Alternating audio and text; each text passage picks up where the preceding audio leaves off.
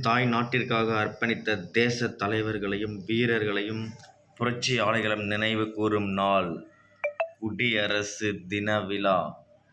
75ஆம் ஆண்டு குடியரசு தின விழாவை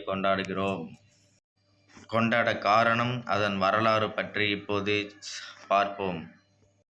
இந்தியா விடுதலைக்குப் பிறகு மக்களாட்சி மட்டுமே நாட்டின் சிறப்பான வளர்ச்சிக்கு வித்திட இயலும் என கருதி டாக்டர் பி.ஆர். அம்பேத்கர் தலைமையில் இந்திய அரசியல் சட்டம் நிறைவேற்றப்பட்டு 1950ஆம் ஆண்டு ஜனவரி 26 முதல் குடியரசு தினமாக அனுசரிக்கப்பட்டு வருகிறது.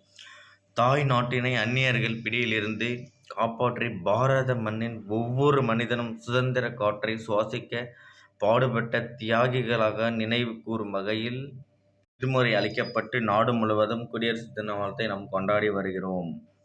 1979ஆம் ஆண்டு டிசம்பர் மாதம் லாகூரில் கூடிய அகில இந்திய காங்கிரஸ் கட்சியின் மாநாட்டின் அனைத்து தலைவர்களாலும் பூரண சுயராஜ்யம் என்பதே நம்ம நாட்டின் உடனடியாக லட்சியம் என்ற தீர்மானம் நிறைவேற்றப்பட்டது. அதன் பிறகு காந்தியால் இந்திய தன்னாட்சிக்கான பிரகடனம் உருவாக்கப்பட்டு அதன் அடிப்படையில் 1930ஆம் ஆண்டு ஜனவரி 26ஆம் நாள் முதற்கட்டமாக சுதந்திர நாளாக கொண்டாடப்பட வேண்டும் என கேட்டுக்கொள்ளப்பட்டது. 1946ஆம் ஆண்டு டிசம்பர் மாதம் 9ஆம் நாள் காங்கிரஸ் கட்சியில் இந்திய அரசியல் நிர்ணய சபை கூட்டப்பட்டு அதன் தற்காலிக தலைவராக சச்சிதானந்தா சின்ஹா என்பவரை நியமித்து ஆகஸ்ட் 15, 1947 இந்திய விடுதலைக்குப் பிறகு இந்திய அரசியல் நிர்ணய சபை தலைவராக டாக்டர் ராஜேந்திர பிரசாத் நியமிக்கப்பட்டார். அவரே விடுதலை இந்தியாவின் முதல் குடியரசுத் தலைவராகவும் பொறுப்பேற்றார். அதன் பிறகு இந்திய அரசியலமைப்பு சட்டம் வரைவுக்குழு அமைக்கப்பட்டு டாக்டர் பி.ஆர். அம்பேத்கர் தலைமையில் இந்திய அரசியல் அமைப்பு சாசனம் எழுதப்பட்டது.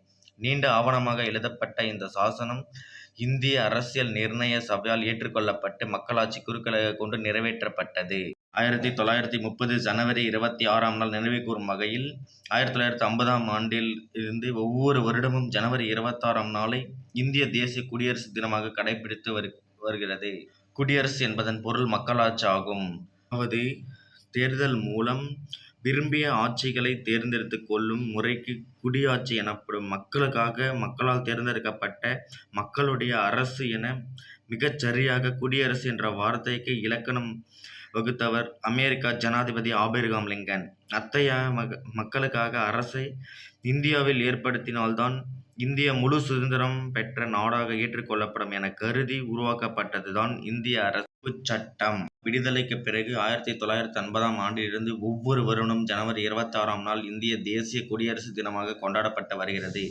இந்திய முதல் பிரதமர் ஜவஹர்லால் நேரு இந்திய மூவண்ண கொடியை ஏற்றி குடியரசு தினத்தை கொண்டாடி தொடங்கி வைத்தார்.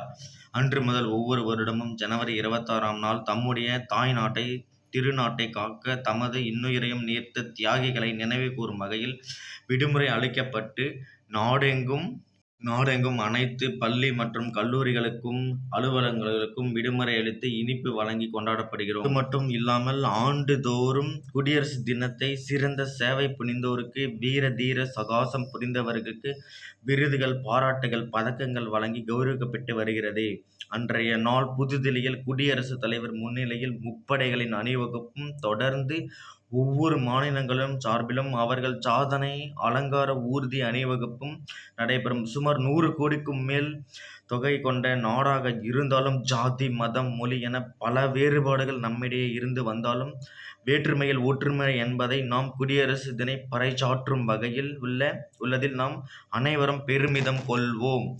அனைவருக்கும் குடியரசு தின நல்வாழ்த்துக்கள்.